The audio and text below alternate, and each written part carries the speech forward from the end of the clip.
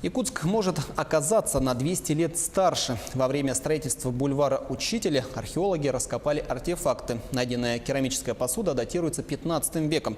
Наш корреспондент Евгения Андросова встретилась с учеными. Слюдяные окна, старинные монеты, щипцы и даже костяная зубная щетка. Всего более 1000 фрагментов нашли якутские археологи в самом центре столицы. Горожане помнят, раньше здесь стоял памятник архитектуры – деревянный дом, который сгорел в 1985 году. Прошлым летом на этом месте начались археологические раскопки. И сразу такие ценные находки.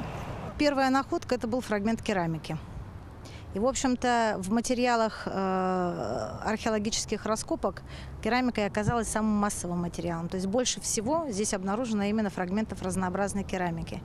Здесь обнаружена и лепная керамика, и гончарная керамика, и, как мы уже выяснили, разновременная. То есть начиная буквально с 15-16 веков и до начала 20 века. Мы, к сожалению, не разглядели среди артефактов обнаруженных керамику 15-16 веков.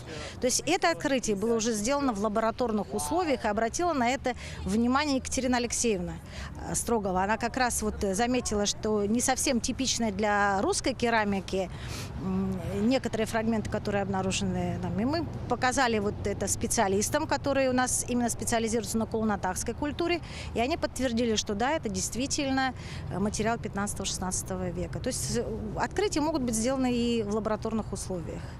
Выходит, что в 15 веке якуты жили не только на левом берегу реки Лена, как считали историки ранее, но и на правом. Причем на том самом месте, где сейчас находится столица республики. Согласитесь, это означает, что возраст Якутска, возможно, старше на целых 2 века. Раньше в Тоймаде все-таки были единичные находки кулунатарской культуры. Что такое ваша кулунатарская культура? Это раннеякутская культура. Датируется 14-16 веками. Вот единичные у нас были найдены, значит, на орбите 16 километр, Владимировка и Зерновая 2.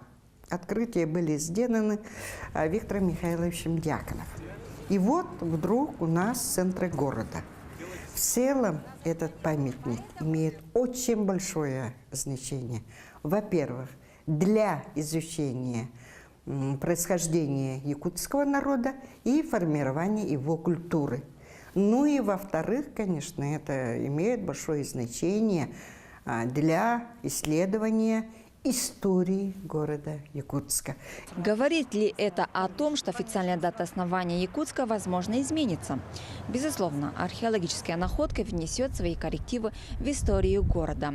А пока все фрагменты будут направлены в Москву и Новосибирск для проведения радиоуглеродного анализа.